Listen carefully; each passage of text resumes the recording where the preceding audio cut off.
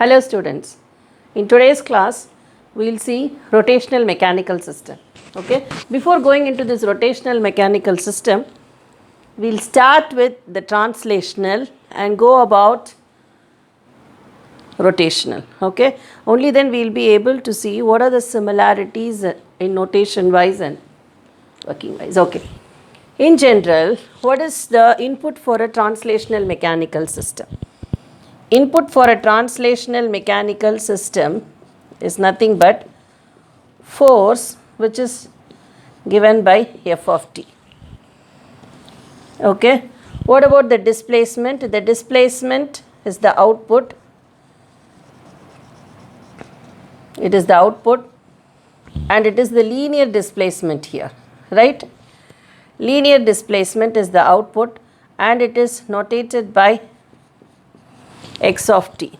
Then we know that we have a mass given by m,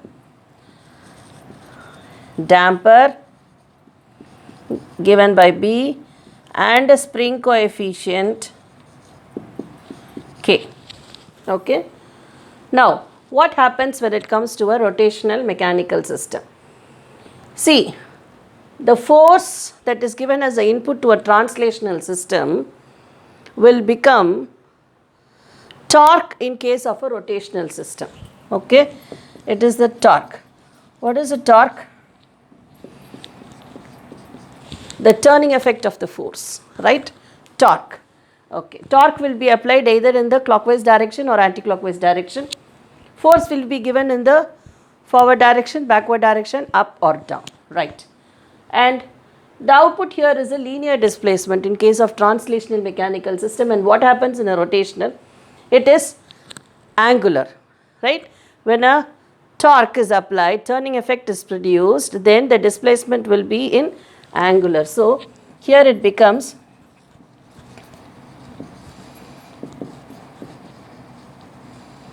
angular displacement theta of t. The mass becomes moment of inertia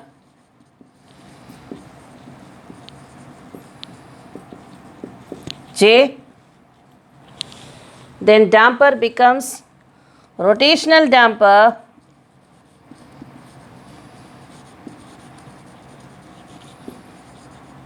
the same notation B, and rotational spring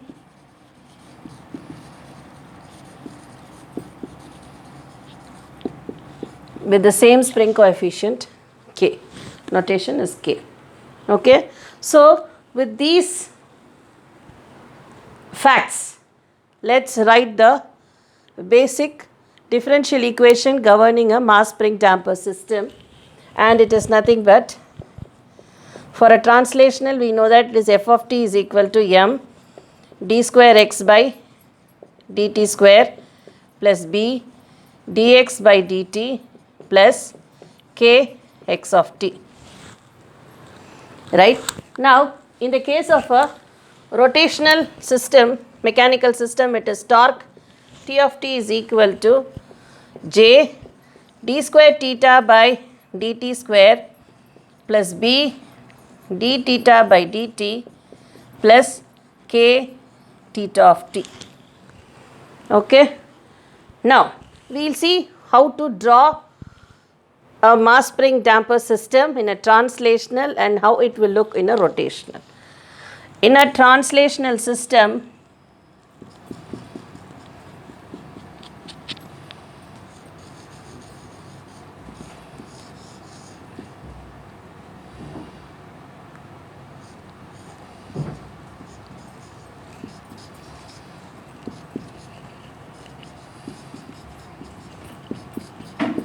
right? So, this is a fixed frame, a mass with a damper with a damping coefficient B, a spring attached to the frame with a spring coefficient K, a force is applied in the forward direction and the mass moves in the forward direction with a displacement x. Now when it comes to rotational system,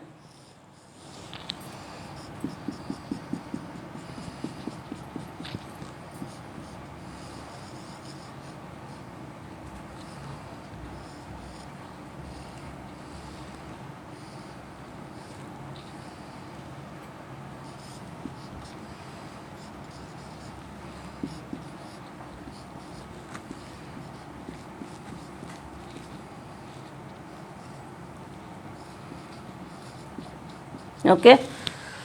The same thing, moment of inertia J. This is the rotational spring with the coefficient K, then rotational damper for the moment of inertia, and then see the input is applied in the clockwise direction. The torque is applied in the clockwise direction, and so the output, the angular displacement is also in the clockwise direction, right? With this, now let's see torque voltage and torque current analogy, just like force voltage and force current analogy. Now, I have written the equations for torque voltage and torque current. What are the equations we need? For torque voltage analogy, we have to need the basic mass spring damper system equation for a rotational mechanical system, and this is the RLC series electrical circuit equation, right? And there for torque current, the same torque equation for a simple mass spring damper rotational mechanical system, and this is for RLC parallel electrical circuit equation. Okay. Now with this we can derive the analogy. Again, what is the analogy?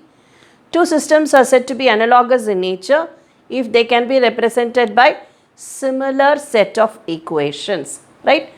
Now let's write the torque voltage analogy just like what we did for force voltage analogy. Here torque is similar to voltage, equivalent to voltage, then our displacement theta of t is equivalent to charge q of t. Moment of inertia J is similar to inductance, equivalent to inductance. The damping coefficient B is equivalent to resistance, and the spring coefficient K is equivalent to inverse of capacitance, right? For torque current, torque is equivalent to current I of t, then angular displacement theta of t is equivalent to flux phi of t, then moment of inertia J is equivalent to capacitance C, damping coefficient B is equivalent to inverse of resistance, and spring coefficient K is equivalent to inverse of inductance. Okay. So with this analogy we can find out the electrical equivalent circuit for a rotational mechanical system.